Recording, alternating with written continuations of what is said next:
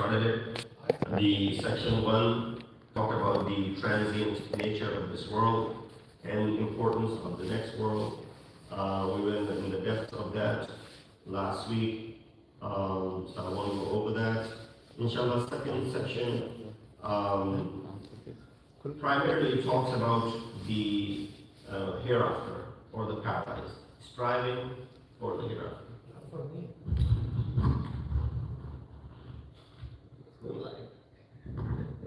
I can do it. I'm sitting over here. I can do it.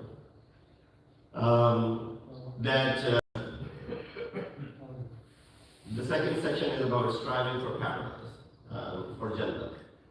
And inshallah, this is where Imam al-Islam, as I mentioned last week as well, this is a ready-made Isal Majlis. That's what it is. So the first part talked about the transient nature of this world, and then the second part is talking about Jannah and paradise. Inshallah, we'll go through it right away. Imam gives us, a few bullet points over here, and of course the commentators have gone in lengths to explain this. And of course, we're going to try and keep it to our regular 25 to 30 minutes. First discussion here is about the call for departure has been raised. So in the first part, there were 5 points that were mentioned. There will be 5 more points, inshallah, mentioned in this part. So that's how I have divided it into, so that it's easy for us to carry over. But here it is actually a midpoint of this khutbah. It's not a lengthy khutbah by any means. That's why we're able to cover it in 2 sessions. In fact, if we had an hour, we'd be able to cover the entire thing in 1 session. But just so that we are able to distinguish between the 2 parts, the first part and the second part, how they're equally, the scene where the first is talking about this part of the world, and then the second one is talking about the hereafter. So in the 6th point, Imam al-Salam addressed a very important matter that many people neglect. He says, "Ala fa'amalu firrahwate kama ta'amaluna firrahwate." Beware, just as you act in times of fear and distress, so too act in times of ease and tranquility. What does that mean? That means, how vulnerable we become when we're feeling pressure. Literally, under the gun, right? Backs are against the wall. When things have tied up, difficulties have engulfed you. You know how we become vulnerable at that time? And everything in order to fix it. I'll give you an example. For example, someone's in the hospital, God forbid. Your loved one, your family member. How do you become? You're willing to go that extra mile just so that you get some sort of cure for them, they get better, and you're doing everything that you can. You're calling people in Iraq, in Iran, go to the Zani, go give sadaqah or make dua for us, do this. You're willing to do anything. This is in times of distress. Imam al-Islam says, worship of God and religiosity is not that we turn to Him only in times of hardship and we cling to His mercy, but then when the storm of difficulties subsides, we forget Allah subhanahu wa ta'ala. No worries, nothing's bothering us. We don't need to bother Allah either, right? So, it's not bothering. It's heedlessness, it's neglect. We forget God and we forget His obedience. If that were the case, then even the idol worshippers and the polytheists of the Zaman al-Jahiliyyah, age of ignorance, would be counted amongst the sincere devotees of Allah subhanahu wa ta'ala. Sincere devotees. You look at Quran when it talks about فَإِذَا رَكِبُوا فِي الْفُلْكِ دَعُوا اللَّهَ مُخْلِصِينَ لَهُ الدِّينَ فَلَمَّا نَجَّاهُمْ مِنَ الْبَرِّ إِذَا هُمْ يُشْرِكُونَ. So when they were on the ship and ship was troubling them, they started worshiping, they started seeking not from their idols, from Allah subhanahu wa ta'ala. They forgot all their idols. They started asking, oh Allah help us, we're in difficulty, the ship is sinking, this and that. The moment we brought them to the shore, the moment we brought them to the dry land, إِذَا نَجَّوْا, we gave them najat, they went back to their merry old ways of doing shirk, going back to their idols. They started doing worship of the idols. So similarly, the other place says, وَإِذَا مَسَّكُمُ الضُّرُّ فِي الْبَحْرِ ضَلَّ مَنْ تَدْعُونَ إِلَّا إِيَّاهُ فَلَمَّا نَجَّاكُمْ إِلَى الْبَرِّ أَعْرَضْتُمْ وَكَانَ الْإِنسَانُ كَفُورًا. That when harm catches you at sea, what examples are of sea? Because usually you're more vulnerable than in sea. The dry land, you can manage. The dangers come upon you, all those whom you call upon for help in your troubles, those idols that you used to turn to in small difficulties, you've forgotten all of them, except that unseen figure that you believe has created you. You turn to him now. You don't turn to Lat, Manat, and Uzza and the other idols that you had, and Hubal and whatnot. Now you turn to only one and only God Almighty. Yet when He delivers you safely to dry land, you turn away, and truly, man is ever ungrateful. These are words which should awaken enough for us to be awakened. That in the insana, kana insanu kafura. Indeed, insan is ungrateful. So unaware are they that turning to God in times of hardship is no distinction. If you and I turn to Allah subhanahu wa ta'ala in times of difficulty, we should feel any sort of distinction because there's no difference between us and the kuffar and the people of the time of Jahiliyyah. What has changed from then and now? The true honor is that the moments of ease, comfort, help, strength, person remains mindful of Allah subhanahu wa ta'ala and willingly places upon his neck the yoke of servitude to Allah subhanahu wa ta'ala. Those who remember him in such times will not be deprived of his mercy in the hours of trial and tribulation. The mark of sincere faith is that a person remembers God both in health and in illness, because He's your Rabb, regardless of what your situation is, in youth and in old age. So when in youth years, let's not bother our children with God and piety and taqwa and all that stuff. Let them enjoy it. When they get to our age, then we'll do Allah, Allah, Allah. We let them be, let them have fun. We've all committed sins when we're young. Why are we depriving them?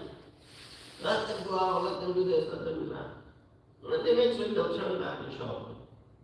But, He's your Rabb. Whether you're young, whether you're old, whether you're sick, whether you're healthy, whether you're in poverty, whether you're wealthy and affluent, whether you've been given victory or you've been defeated, whether in freedom or imprisonment, in short, in every condition, you need to bow your head, prostrate in front of Allah subhanahu wa ta'ala.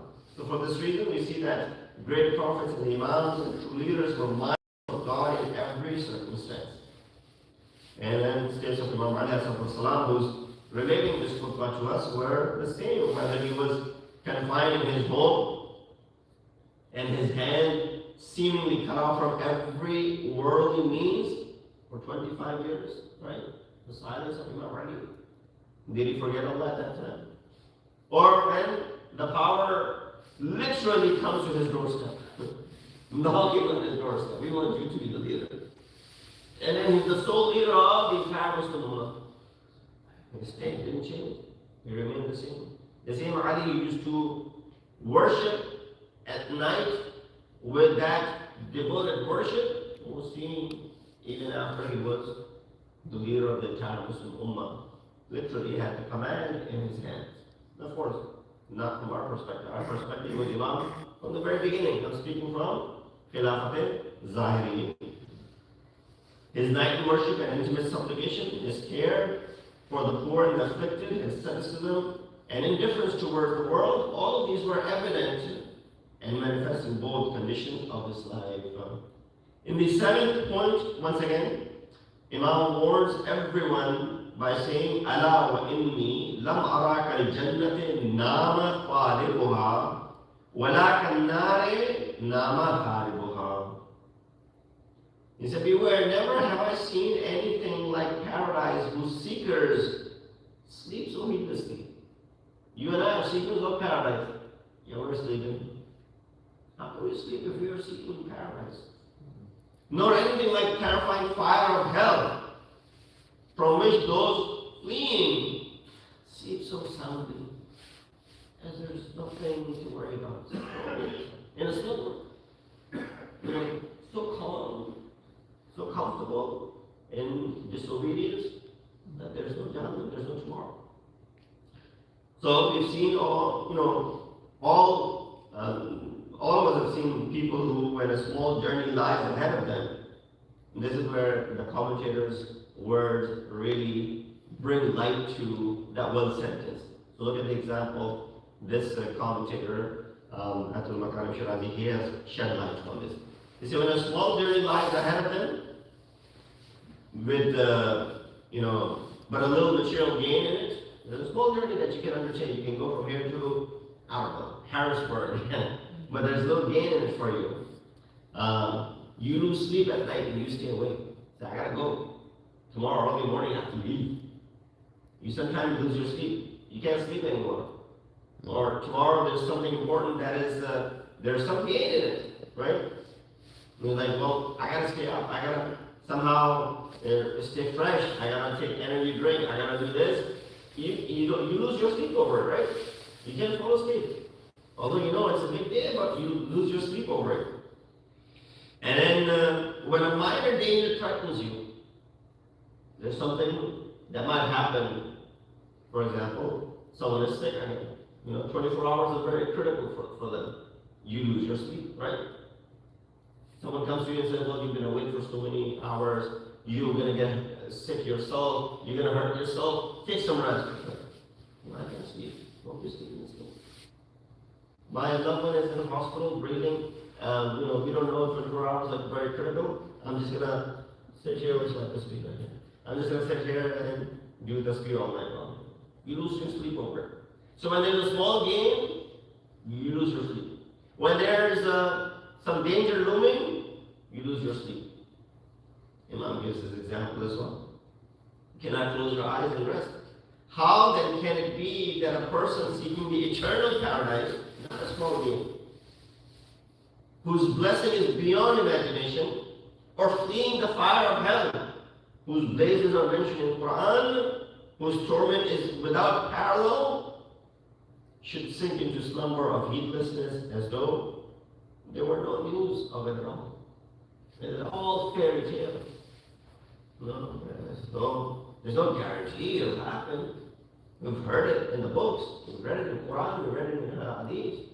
And then all the doubts that people cast, the people of the don't believe in religion, the atheists and agnostics and others, they cause, what doubts in it. There's nothing tomorrow. This phenomenon may arise from the weak. Why does it happen? It happens to all of us. Why does that happen? Why do we sometimes, I'm not saying all the time, there's a different category and breed of people who are always heedless. But you and I sometimes, right? Why does that happen? One answer is there. Phenomenon may arise from a weakness of faith in the hereafter. It's not that we doubt Jannah or Jahannam. Nobody doubts it. But until unless you haven't seen something, there's this, I want to use the word doubt, still exists. I've heard this example before from one of my teachers who said that, a person whose friend, they were friends for forever, for many years, and now this friend has passed away, and you brought him to masjid, you gave ghusl to them, kafan, everything, and now everybody wants to go, and they're saying, can you stay with the mayyit overnight? You'll be alone with the mayyit. He's like, no, I loved him all my life, but I'm not staying here alone with the mayyit. Know that the mayyit can do no harm. Can this mayyit, dead body, do anything to you? If anything, you can cause harm to the dead body. Dead body can't do anything to you. We know that it can't do anything. Unless, of course, the person was in a coma and sits up, and that's another thing. But we know he's surely dead. But then there's this fear that exists. Or a child, who's playing in this hall, not literally in this hall, in your house, in your basement, you have set up a place for the children to play. They play there all day long. Nighttime when the lights are off, you tell them to go downstairs, but I'm not going. Why not go? You were playing there all day long. Nighttime dark, I'm not going. They know there's nothing harmful down there. But the fear is still there. So what is this? This is the weakness of Iman in us as well. We know about the fear, we know about the Jahannam, we know about Jannah, we've read a great deal about it. But then there's this doubtfulness that exists in it. So, in any case, it is the duty of the divinely guided leaders constantly. That was the reason Allah said one after another, after another, after another. Every time we fall in this number, to wake us up. Every time we fall asleep, to wake us up, to strengthen the foundation of faith, remove the traces of defeatism in the face of temporary worldly profits and loss. In the 8th point, Imam Islam draws attention to another important matter in the same context. He says, "Ala wa innahu man la yanfa'uhu al-haqqu yadurruhu al-batil, wa man la yastaqimu bihi al-huda yajurru bihi al-dalalu ila al-rada." Beware, those who do not benefit from the truth will be harmed by falsehood. If you don't hold on to the truth, eventually batil will affect you. And the more you stay away from haqq, the more you'll be inclined towards batil. And whoever is not guided aright by the light of guidance will be dragged by the darkness of misguidance and destruction. So the depth of this statement becomes clear when we have a precise definition of haqq and batil. And you understand what haqq and batil is. Haqq and batil could be relative to some people. We need to understand what haqq and batil and truth and falsehood is. Of course, that's a discussion, which I'll just leave it with one sentence. Al-haqqu ma'ali wal-aliyu wa'aliyun ma'al-haqqa. Haqq is with Ali, and Ali is with haqq. Yaduru haythu ma'adar. And haqq follows Ali bin Talib, not the other way around. Sallallahu Muhammad wa alihi wa sallam. In the 9th point, I skipped a lot of discussion. There's a lot of discussion, but in the morning hours, you're barely awake. I don't want to get into sophisticated discussion of haqq and batil. Inshallah, at another time we'll discuss that. In the 9th point, Imam draws attention to another important matter in which all human beings share, and to which they must submit whether they wish or not. Ala wa innakum qad umirtum bil-dha'ni wa duliltum ala zadi. Beware, the command for departure has been issued for you. We all share that. Command for departure. For some has already come. For some will be coming soon. And you have been guided toward the provisions needed for the perilous journey. And we all have to take this journey. All of us have been guided for this. The command for departure is none other than the law of decline and death. You're slowly declining.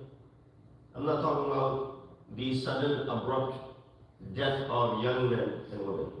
I'm talking about the person who has lived the course of life, now is on the decline, and now is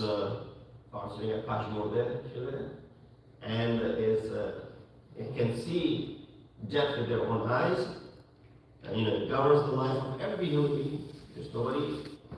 لا يمكن الفرار من حكومته. Imam Ali says that in Rahman. لا يمكن الفرار من حكومته. There's no firar, there's no running away from your government, from your hukuma. Children advance towards youth, young moves toward maturity, and then in the end come old age, frailty, and finally death. many ayat of Quran, we've done in the tafsir, also steps that Allah mentions of people going through this. So this is a law without exception, one that cannot be opposed. No one, no matter how strong, powerful, intelligent, or aware, has the ability to resist it. It is the path laid down by the hand of the Creator's power, designed for perfection and completion of human being. There's so many ayat in the Quran. Throughout the verses we see this existential decree is expressed in, you heard these ayat in many of the majalis. Kullu nafsin, you already know this ayat. Every soul must face the agony of death. أينما تكونوا يدرككم الموت ولو كنتم في بروج مشددة. Wherever you go, maut will come and take you. It'll come and strike you. It'll find you. Even if you were in the fortified towers, and you thought you could save yourself from anyone coming in and taking you. Azrael does not need your permission to enter someplace. Even Prophet of Islam, the most exalted being in creation, is addressed with this declaration. This is said about Prophet. إِنَّكَ مَيِّتٌ وَإِنَّهُمْ مَيِّتٌ. Indeed, O Prophet, you shall die, and indeed, they too shall die. And not only human beings, but also the entire created order is moving towards extinction. وَكُلُّ شَيْءٍ هَالِكٌ إِلَّا وَجْهَهُ. Everything will perish. So, and then of course there's so many other examples that I did not allude to in this passage. So there is also a possibility that what is meant by the command for departure, أُمِرْتُمْ بِالذَّعْنِ, is the command to prepare for the departure from this world. Command for departure is the command to prepare. Similar to what Imam says in the sermon, to avoid تَجَهَّزُوا رَحِمَكُمُ اللَّهُ فَقَدْ نُودِيَ فِيكُمْ بِالرَّحِيمِ. Prepare yourselves. May Allah have mercy on you, for indeed the call to depart has already been announced among you. We did not hear the sound. We did not hear that. Sometimes you missed a call. Did they call on you? Your DMV and your number was called. You're asking, did they call? You missed a call. Don't miss the call over here. As for the command regarding provisions for the journey, all the divine prophets, without exception, brought this instruction from Allah subhanahu wa ta'ala. O people, before you lies a path full of ups and downs, ebbs and flows, a path fraught with fear and danger, a long and extended road that spans the distance between this world and the hereafter. Going from Interstate 80, starting from Boston, going all the way to Oregon. Do the entire, or 90, we started from near Boston and going all the way to the West Coast. Long road spans the distance between this world and the hereafter. And this path cannot be traversed without provision. You need, if you're going cross-country road, you think you can just survive on a few bottles of water, a few granola bars? That's all it's going to do. You need proper meal throughout the way. So you got rest areas, you stop there, you get something, but you get only enough in the rest area that will sustain you for the next 7-8 hours. And then you stop again. You get something more. You're not going to go out and fill it up. There's, of course, not enough room for you in the car. Unless, of course, you haven't been prepared for the entire journey, that is possible as well. But even then, whatever you can fit in this car of yours, this vehicle of yours, right?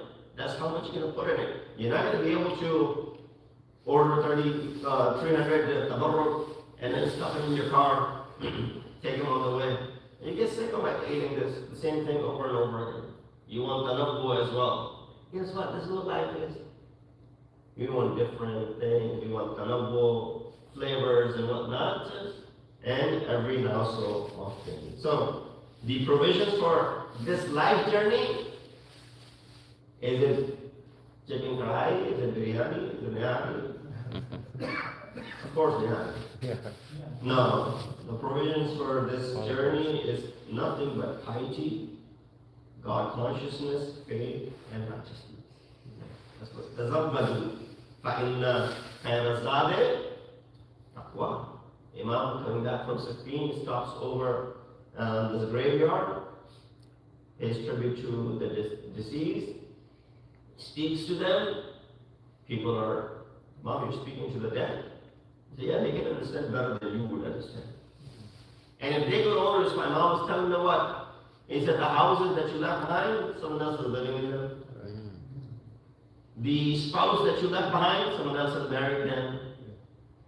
The children that you left behind have moved on with their own lives. This is the story from here. What is your story? What is your news? This is the news from here in this world. What's your news? What news do you got? And then if they could only respond, they will say this sentence, خير الزاد تزودوا فإن خير الزاد التقوى. If they could only respond, they will say this sentence and take provisions. For indeed the best provision is taqwa, God consciousness. So what will have value in the marketplace of resurrection and what will serve as the means of salvation and success is none other than the sound heart, one filled with love, faith in God, and illuminated by the light of piety. There are many ayat in this regard. I'm going to skip the ayat. I'll just read يوم لا ينفع مال ولا بنون إلا من أتى الله بقلب سليم. Worldly wealth will not help you. Children will not help you unless you come with a sound heart. المال والبنون زينة الحياة الدنيا والباقيات الصالحات خير عند ربك ثوابا وخير عملا, and other things of this nature. Then, in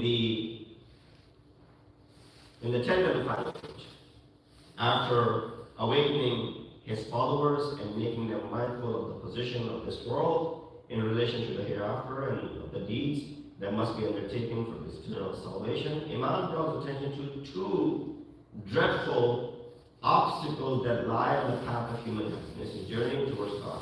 Inna akhwafa ma akhafu alaykum ithnatan. The two most fearsome things I fear for you. What are they? Ittiba'ul hawa wa tulul amal. Following your desires and your long-lasting hopes. Long hopes.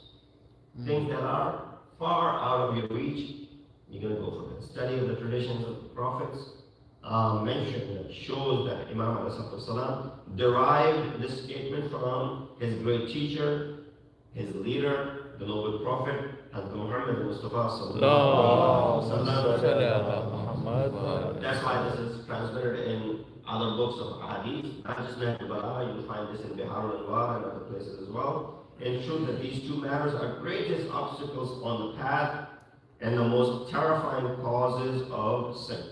If anything that leads to sin, it's these two. Number one, that we have long-lasting, hopes, and we follow our desires. For the worship of desire recognizes no boundary.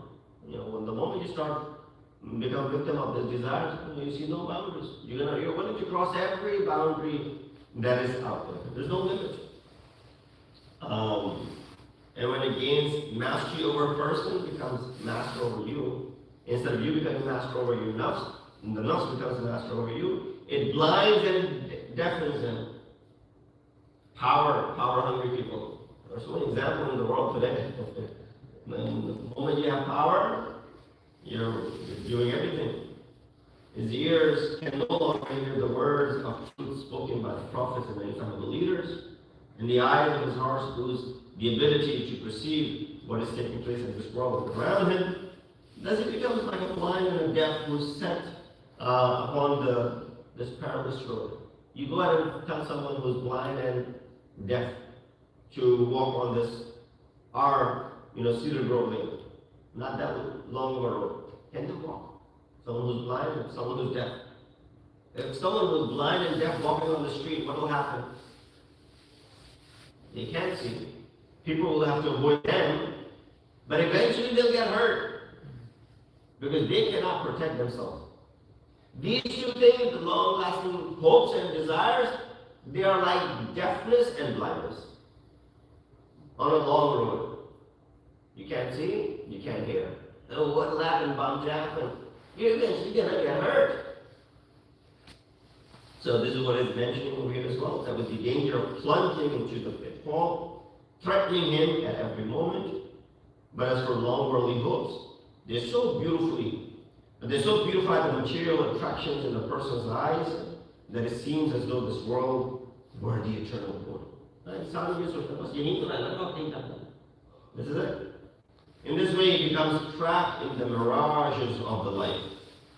Just surround that, lose it. It seems like there's water there, but there's nothing there.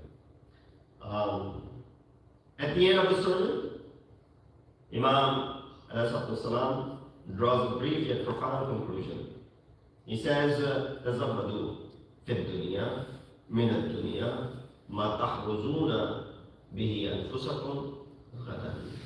So then, in this world, take from this world provisions by which you may safeguard yourselves tomorrow. Pretty much same of what was said before. Indeed, a long journey lies ahead of you, and road is vast and far-reaching. But midway through the journey, there will be nothing to find. The wise must listen to the final warning with ears of the heart, rise with full determination to collect provisions. You can't carry too much anyway. Have you seen someone at the airport with so much luggage that everything is falling apart? That people have to help them? Oh, you drop your bag, oh, you drop your phone, oh, you drop your scarf, oh, you drop your this, oh, you drop that. They're constantly dropping things. So if you take too much, that's going to happen. You just need just that precise amount, of luggage along with you. Because you'll be accountable for it tomorrow. Just like if you brought 4 or 5 pieces of luggage, you're not getting through without paying for it. You're only allowed 1 or 2 pieces. Extra money will be charged. So the same way at the airport they charge you extra for the extra luggage, over there as well. Extra luggage will be charged over there as well. So just bring enough that you need. That which you can carry on your own shoulders. You don't need someone else's shoulders to carry my luggage. Can you hold on to my luggage? That's not when you go out and you tell them, the few days that you have in Arafat, Mina, and Muzdalifah, please bring, or in the Arba'in walk as well. Same thing in the Arba'in walk. Please bring enough that you can carry yourself. I brought a very small backpack. When you start walking for 3 days, that small backpack becomes the most dreadful thing. Starts feeling like it's the heaviest thing that you're carrying. It has nothing in it. It's just got my medicine, 1 pair of clothes, water bottle, nothing else. Yeah, but now when you've been walking for 3 days, constantly your shoulders are hurting. That's small. So if it's allowed, then it's just managed well. So a person must guard himself vigilantly against the dangers lying in ambush along the path, and be wary of the devils who in every corner, with their tempting words and seductive deeds, call him toward themselves.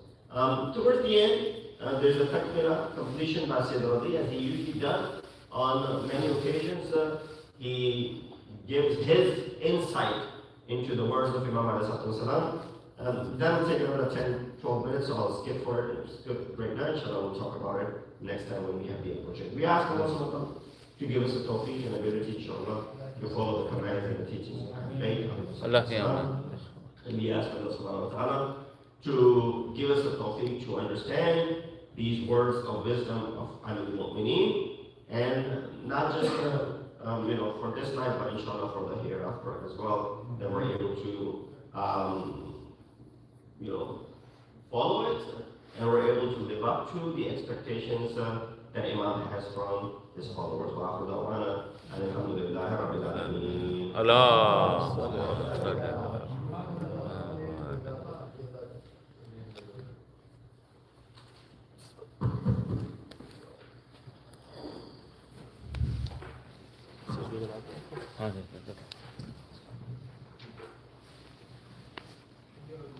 صلى الله محمد وعلى آله وصحبه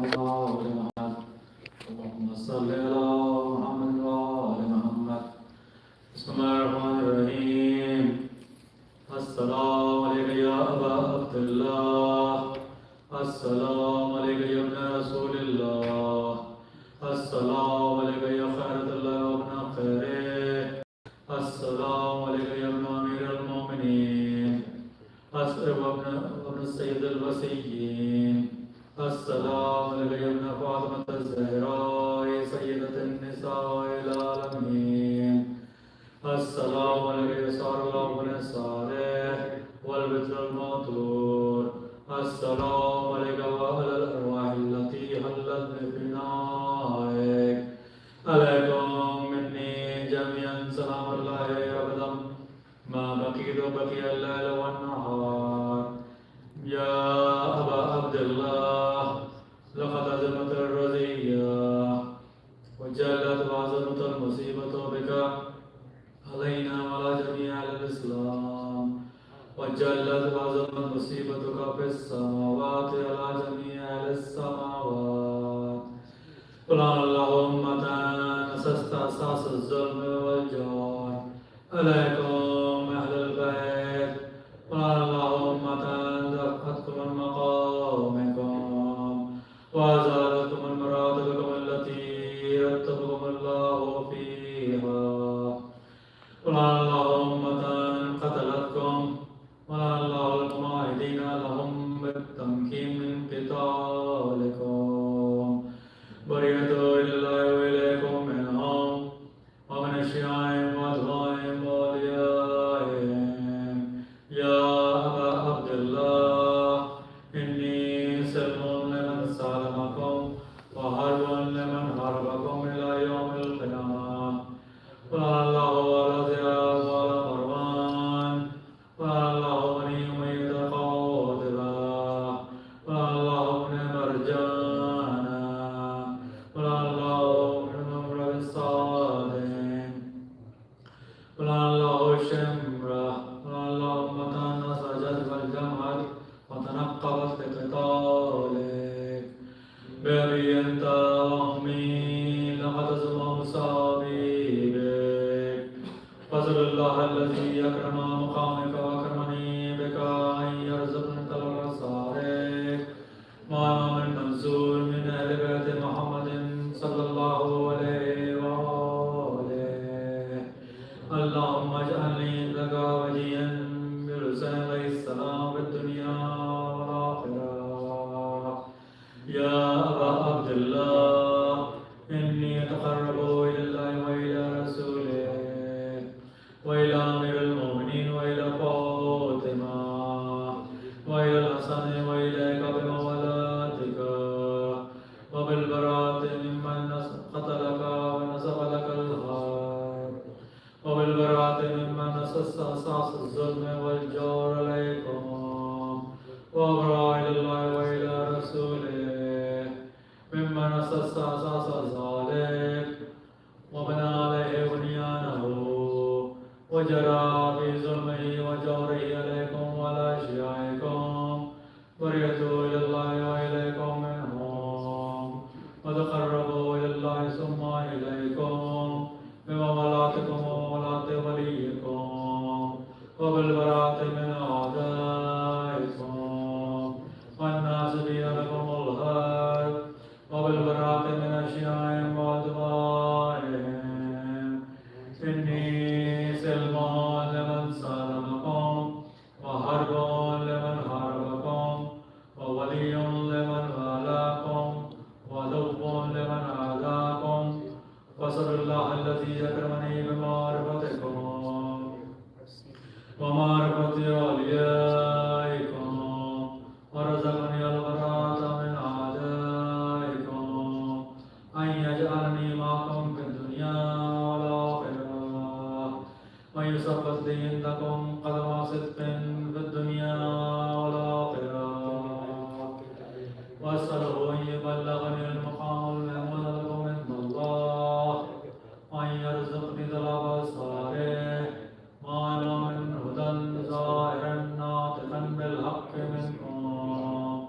وأسأل الله بحقكم وبالشأن الذي لكم عنده أن يؤتيني بمصابيبكم أفضل ما يؤتي مصابا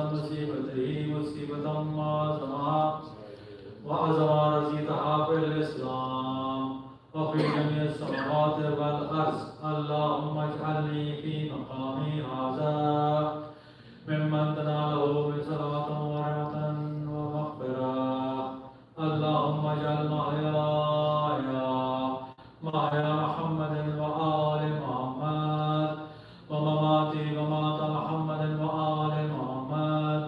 اللهم إنا هذا يوما تبركت به بنو أمية وابن العاقلة الإرفاد الليل من العين على لسانك ولسان نبيك صلى الله عليه وآله في كل موطن وموقف وقف فيه نبيك صلى الله عليه وآله. اللهم لنا سفيان ومعاوية ويزيد بن معاوية عليهم منك اللعنة وأبد العابدين. وهذا يوم فرحت به على زياد والمروان بقتل الحسين صلوات الله عليه. اللهم فتح لهم لنا منك والعذاب الأليم. اللهم إني أتقرب إليك في هذا اليوم وفي موقفي هذا وأيام حياتي بالبراءة منهم ولعنتي عليهم وبالمولاة لنبيك وآل نبيك عليه وعليهم السلام. اللهم لنا ورزقنا من حق محمد وآل محمد وآخر التابع له إلى ذلك. اللهم لنا الصحابة التي جاهدت الحسين وشايت وبايت وتعبت على قتله. اللهم العنهم جميعا. السلام عليك يا أبا عبد الله وعلى الأرواح التي حلت بفنائك. عليك مني سلام الله أبدا ما بقيت بقي الليل والنهار ولا جعله الله آخر العهد مني لزيارتكم. السلام على الحسين وعلى علي بن الحسين وعلى أولاد الحسين وعلى أصحاب الحسين. اللهم خص أنت ولا ظالم لنا مني وابدأ به أولا ثم الآن ثانيا وثالثا ورابعا. اللهم لا تزد خامسا ولا نبعد الله بن زياد بن مرجان وأمر بالسعد والشبرة وآل بسفيان وعلى زياد على مروان إلى يوم القيامة. الله. اللهم لك الحمد حمد الشاكرين لك على مصابهم. الحمد لله على عظيم رضيتي. اللهم ارزقني شفاعة الحسين يوم الورود وثبت لي قدم صدق عندك مع الحسين وأصحاب الحسين الذين بذلوا مهاجرهم دون الحسين عليه السلام. اللهم صل على محمد وعلى محمد. السلام عليكم غريب الغرباء. السلام عليكم من الزرقاء والبقرة. السلام عليكم شمس الشمول ونيسان الرزق المسمون والزيتون يا علي بن مسرزة راضي والخضر والخطا ورحمة الله وبركاته. السلام عليكم سعد الزمان ومن زوجان أجل الله تعالى فرزق وسهل الله مخرجك وزبورك ورحمة الله وبركاته. اللهم صل على محمد وآل محمد.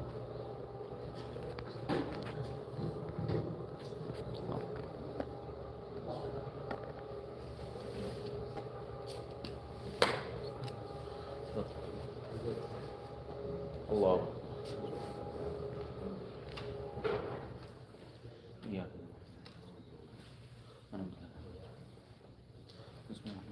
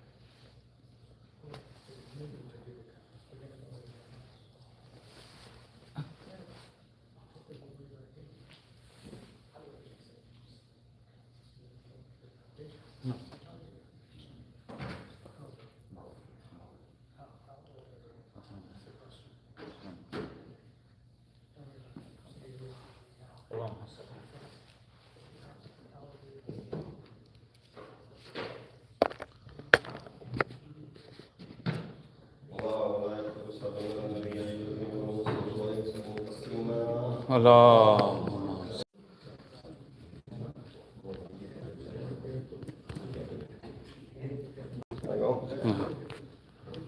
Get back.